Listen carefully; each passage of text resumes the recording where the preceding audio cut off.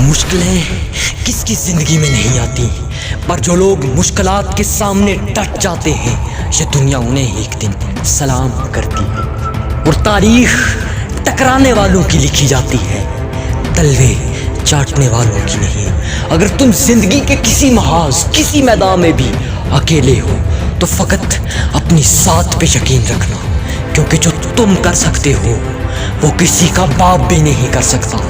کیونکہ اگر تم اپنے آپ پر اعتماد، اپنے آپ پر کانفیڈنس رکھتے ہو تو تمہارے لیے ہر ناممکن چیز ممکن ہوگی۔ کیونکہ پورے جنگل میں شیر اکیلا ہوتا ہے، لیکن جنگل میں پھیلی خاموشی سے شیر کی طاقت کا اندازہ لگایا جا سکتا ہے۔ پورے جنگل کے جانور مل کر بھی شیر کا کچھ نہیں بگاڑ سکتے، کیونکہ شیر کو اپنی ذات پر یقین ہوتا ہے، شیر کو اپنے اوپر کانفیڈنس ہوتا ہے کہ چاہے بڑے سے بڑا جانور آ کے مجھ سے ٹکر لے وہ میرا کچھ بھی نہیں بگاڑ سکتا، میرا کچھ بھی نہیں بگاڑ سکتا۔ بیٹا شیر شیر ہوتا ہے، شیر بن کے جیو گے تو اس دنیا کی اذیتوں کو سہ پاؤ گے، شیر بن کے جیو گے تو تنقیدوں کا سامنا کر پاؤ گے، اور شیر بن کے جیو گے تو زندگی میں مقام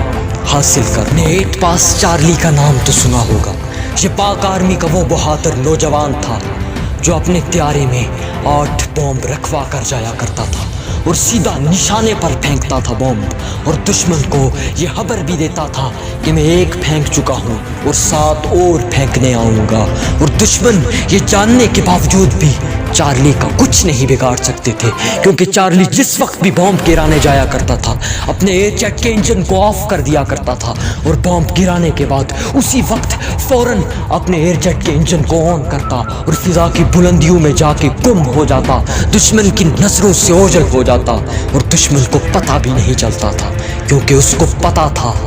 کہ مجھے اپنی ذات پر یقین ہے، اسے پتہ تھا کہ میں دشمن کے ٹھکانوں کو تباہ کر سکتا ہوں۔ فقط کانفیڈنس لیول تھا اس کے اندر خود اعتمادی تھی، اس کے اندر اپنی ذات پر بھروسہ تھا، کیونکہ وہ جانتا تھا کہ میں اگر پھر ایک بار جاؤں تو دشمن پھر بھی میرا کچھ نہیں بگاڑ سکتا۔ اسی لیے تاریخ اور وہ دشمن آج اسے 8 پاس چارلی کے نام سے جانتے ہیں۔